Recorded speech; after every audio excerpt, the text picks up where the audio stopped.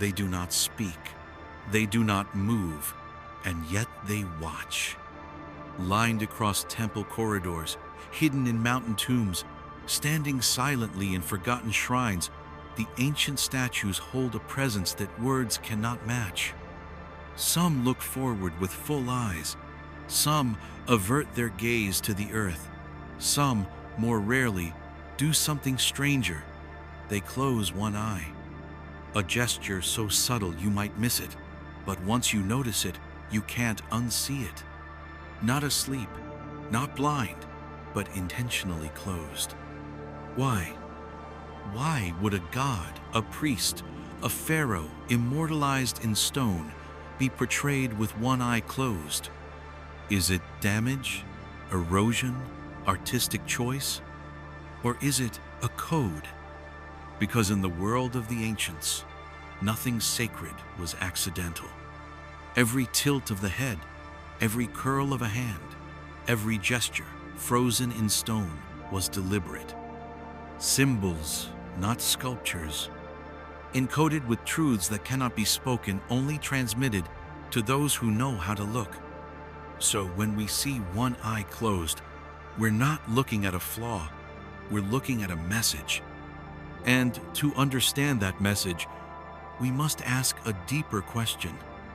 What is the eye, really? In every culture, the eye is not just a tool of sight, it is the symbol of awareness. To open the eyes is to awaken.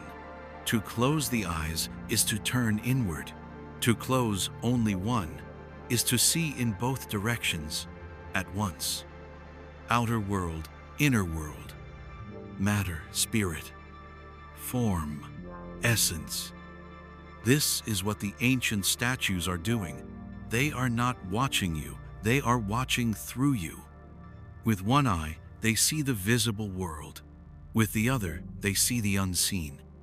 They are showing us the path, to be in the world, but not of it. To hold presence in form, while perceiving the formless. One eye open to time, one eye closed in eternity. The statues are not blind, they are balanced. Rooted in both realities, outer awareness and inner knowing. That's why you feel watched in their presence, because in a way, you are. But not by a person, by a state of consciousness. They are mirrors of what you could be if you learn to close the right eye at the right moment and listen to the silence beneath the surface. They are not watching with judgment, they are watching with stillness. Because the one who closes one eye doesn't see less, they see more. And the ancients immortalized that, knowing in stone, because words would fade, but the gaze would remain. Waiting, silent, unblinking, until someone came along who could see what they were always trying to show.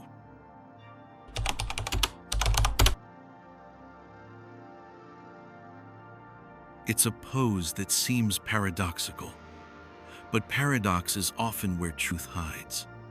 One eye open, one eye closed. It's not blindness, it's not rest. It is a choice, an ancient code used not just in statues, but in ritual, meditation, initiation, and vision. Because to close one eye while keeping the other open is not to see less, but to change how you see. The two eyes do not see the same way. The left eye is linked to the right hemisphere of the brain, intuitive, emotional, non-linear, lunar. The right eye connects to the left brain, logical, rational, solar, structured. And in nearly every esoteric system, this duality is reflected.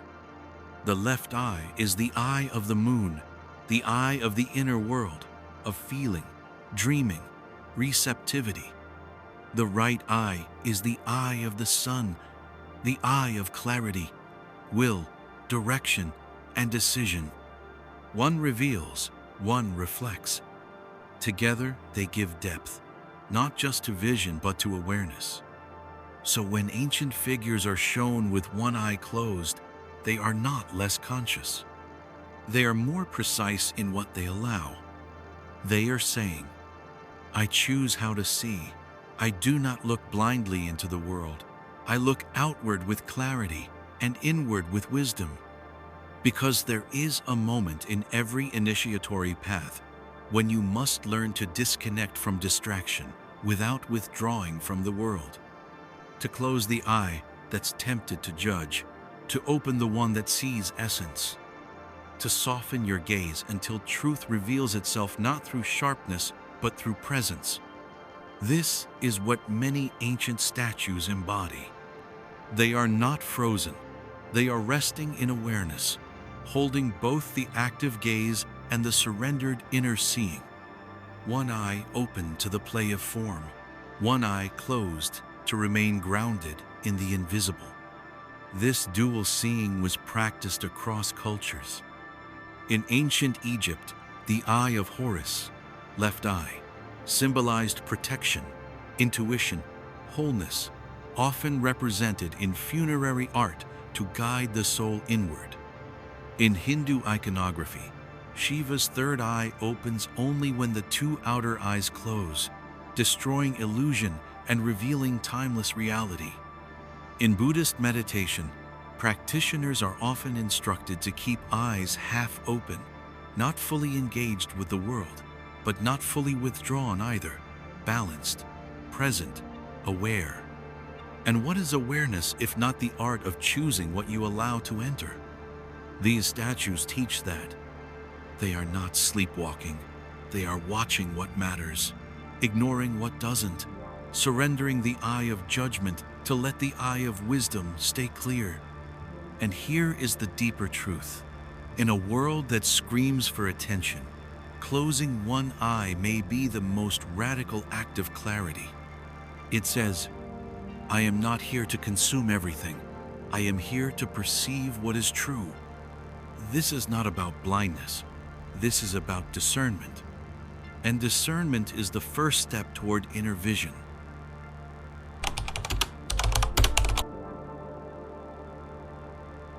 Two eyes, one world, but never one vision. Because each eye sees differently, not just in how they function, but in what they represent. The ancients knew this. They didn't just carve faces, they carved consciousness. And when they closed one eye in stone, they weren't removing sight. They were pointing to duality and to the necessity of seeing beyond it. Every tradition speaks of it. The sun and the moon, male and female, logic and intuition, day and night, order and chaos, and always left and right. But they didn't see these as opposites. They saw them as currents, two flows of energy, two ways of knowing that must be balanced if the soul is to awaken. Let's look deeper. The right eye is solar, associated with outward energy, logic, action, clarity. In Egyptian lore, it is the eye of Ra, the seeing eye that watches over the world. The left eye is lunar, connected to inward movement, intuition, emotion, and night. It is the eye of Horus, the eye torn, healed, and returned, the eye of insight and rebirth. Together, they form a whole. But here's the secret. They rarely operate equally. In everyday life, we favor one. We look outward more than inward. We react more than reflect. We seek control more than connection. And so the ancients carved reminders, statues with one eye closed, signaling that wisdom comes not from seeing everything, but from seeing rightly. To close one eye is not to reject the world, but to remember that what's visible is only half the truth. That for every image, there is a shadow. For every form, a formless root. The eye of duality teaches this, that truth lives between the opposites. And the watcher, the one who sees clearly, is the one who can hold both without collapsing into either. This is why so many initiates were taught to see with one eye, not because they were being made blind, but because they were learning to focus inward while still remaining present in the world. The Sufis spun with eyes half closed. The Taoists spoke of the mystery of opposites.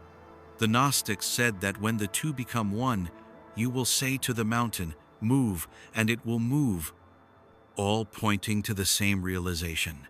When you balance the two eyes, two minds, two worlds, you begin to awaken the third. Not a new organ, but a new way of perceiving. A vision that doesn't rely on light, but on awareness. And that is why statues close one eye to remind us of the threshold. To say, this is where seeing begins. Not in the eyes, but in the space between them.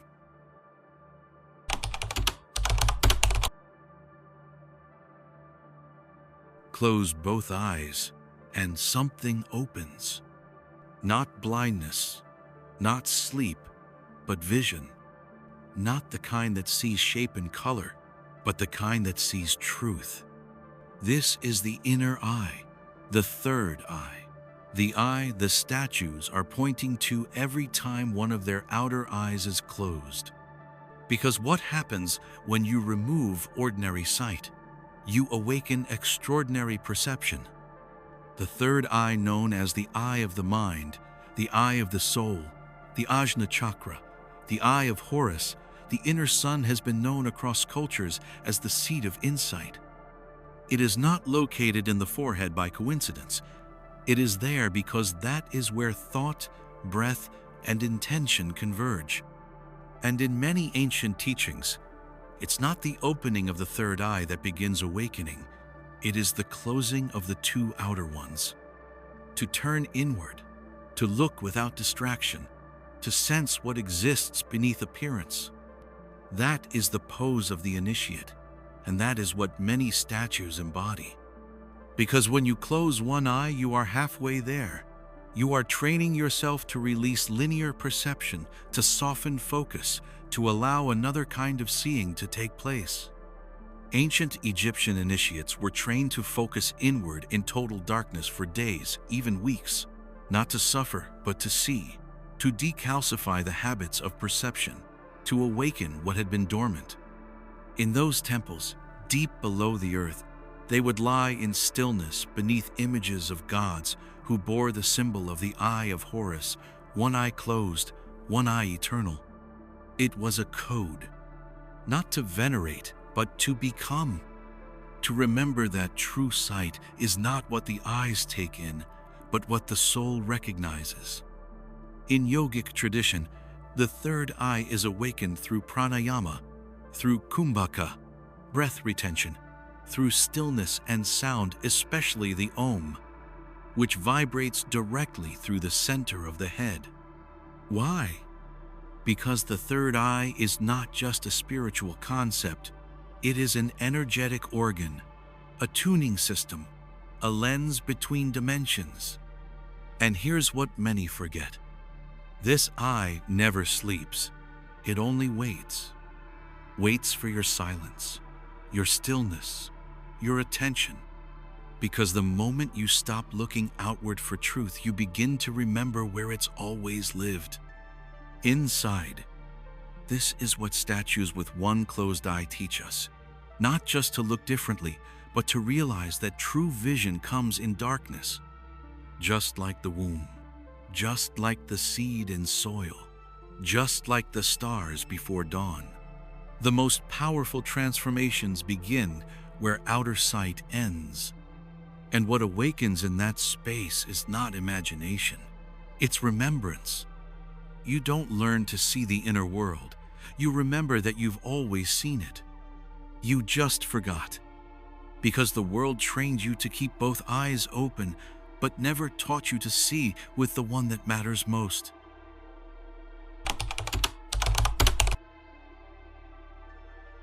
Step into the temple. Stone pillars rise like ribs of the earth.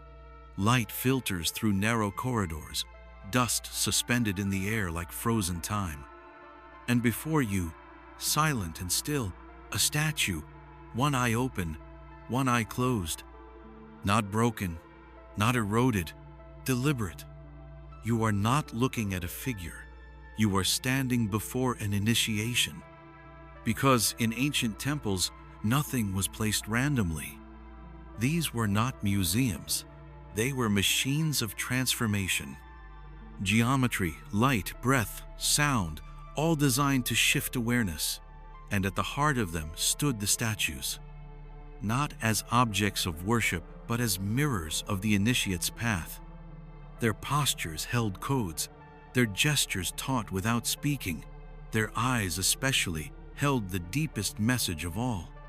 One eye open, one eye closed, the pose of the watcher, the threshold keeper, the one who sees both worlds and walks between them. To close one eye was to symbolically turn away from illusion. To open the other was to behold what is real. Because initiation wasn't about acquiring information, it was about losing the false eye. Not the physical one, the conceptual one. The eye that sees separation, judgment, ego, noise. The closed eye represents that surrender, the letting go, the descent into inner space where something quieter begins to awaken. In Egyptian temples, initiates would walk in darkness, led by priests, guided only by torchlight and echo. They would pass by statues and were taught to mirror their posture. Stand still, close one eye, hold your gaze, until stillness became a state, until the internal noise collapsed, until you realized what you thought was vision was just habit. And in that moment, something opened. Not your eyes, your perception. This wasn't limited to Egypt. In India, yogis practiced trataka, gazing with one eye at a flame until the illusion of form blurred and the inner flame appeared within. In Greece, mystery schools used masks one eye covered to invoke trance and prepare for revelation.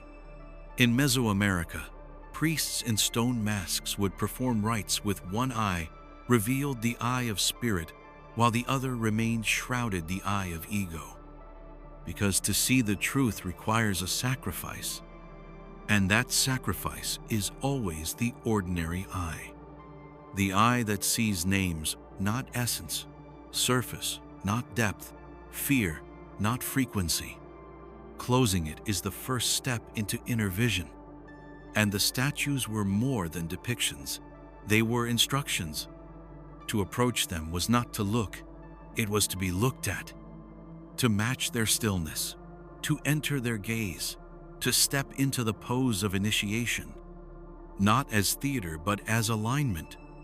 Because when you learn to see with both eyes, one outer, one inner, you become the bridge. Between form and formless, between self and soul, between world and mystery. And the one who closes one eye has already begun.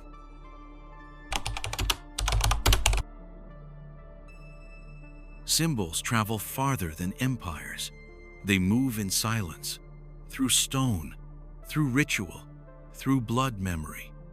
And though the statues with one eye closed are most commonly found in ancient Egypt, this gesture, the half gaze, the single eye, has left its fingerprint everywhere. You've seen it. But maybe you didn't realize what you were seeing.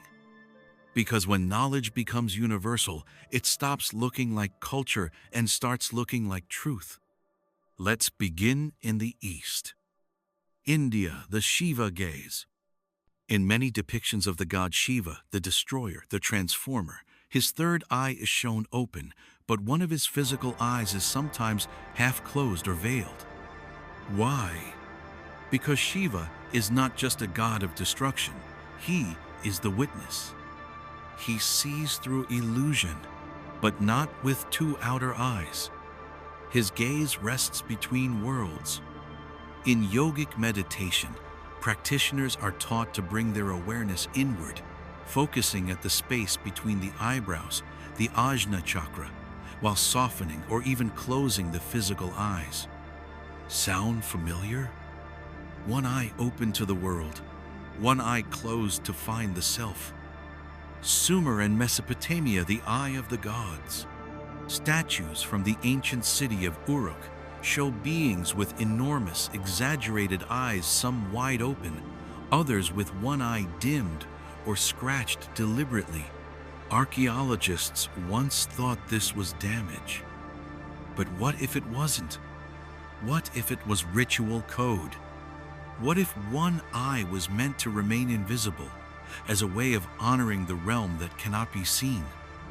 Even in the Epic of Gilgamesh, the hero's understanding shifts not through knowledge, but through seeing differently. A shift that is never described with logic, only with symbolic vision. The eye of Horus and Ra. In Egypt, the story of Horus losing one eye in battle and having it restored by Thoth is not just a myth, it's a teaching. The eye that is wounded becomes the eye that sees beyond. The eye of Horus, left, becomes a symbol of protection, intuition, and healing. The eye of Ra, right, becomes a symbol of clarity, action, solar will. Together, they represent dual vision, but each is powerful alone. When one eye closes, the other awakens differently. Greece, the oracle's gaze. In Delphi, the oracle the Pythia was said to enter a trance where her eyes fluttered or partially closed. Her body would sway, her voice would shift.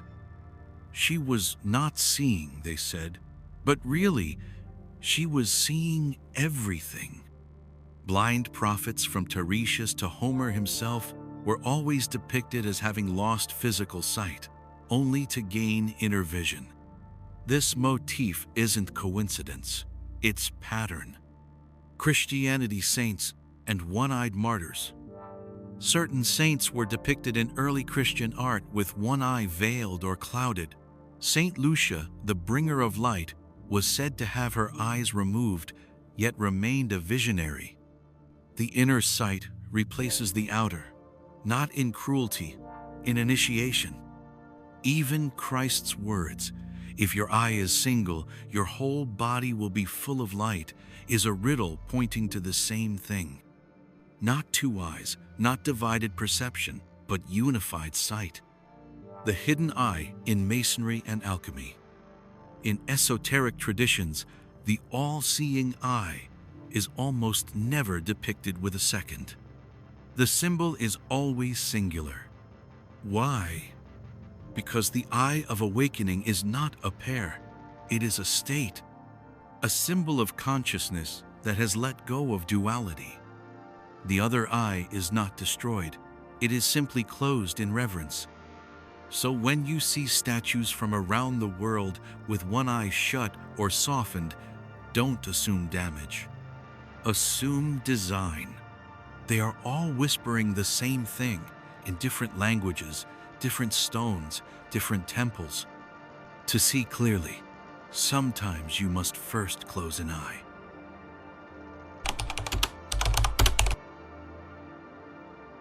Most people think sight means clarity, light, focus, detail.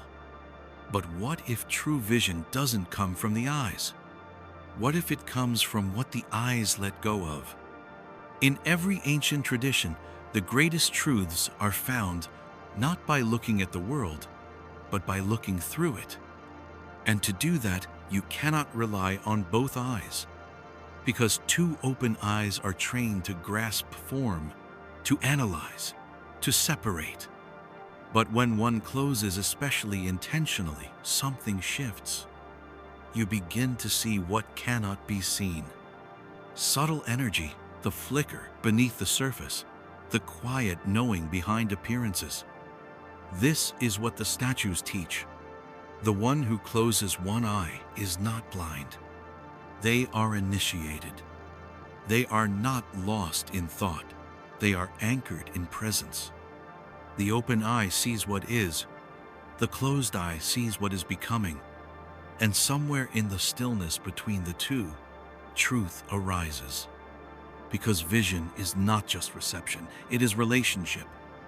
And when you soften your seeing, when you allow space, when you surrender one layer of perception, you create room for something deeper to emerge. That is the wisdom of the one-eyed gaze. In Norse myth, Odin gave one eye to drink from the well of wisdom, not as sacrifice, but as exchange. He gave up outer sight to gain inner knowing. This is the same gesture the statues make. They are not looking at you, they are looking through you, and into something you may have forgotten to see. Your essence, your stillness, yourself beneath the surface. This is the power of symbolic blindness. It teaches that not everything true is visible, and not everything visible is true. Only when you close one eye can you begin to see with the part of you that doesn't depend on light, the part that remembers. So when you stand before an ancient statue, one eye closed, one open, ask yourself, what do I see with both eyes open?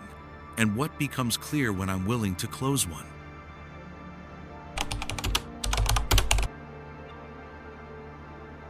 At first, you looked at the statues. Now, you realize they were looking at you, not with judgment, not even with curiosity, but with something far more powerful. Presence. One eye open, one eye closed, and in between a kind of stillness that says, I see, but I do not react. I witness, but I do not grasp. I am here, and that is enough. This is the essence of the Watcher. And the greatest secret? The statues were never meant to be worshipped. They were meant to be mirrors, reflections of what you could become if you stopped consuming and started seeing. Because there is a version of you who doesn't blink at illusion, who doesn't chase every thought or react to every noise, who doesn't try to fix or control or explain. This version of you just sees, clearly, quietly, fully. That is the Watcher. Not separate from you, but buried beneath the layers of doing, proving, chasing, reacting. The one who sees through both eyes, the outer and the inner, the rational and the silent, the eye that opens and the one that gently closes. You are not here to watch everything. You are here to watch with awareness, to let part of you remain still even when the world is moving, to close one eye to the noise so the other can stay open to the real.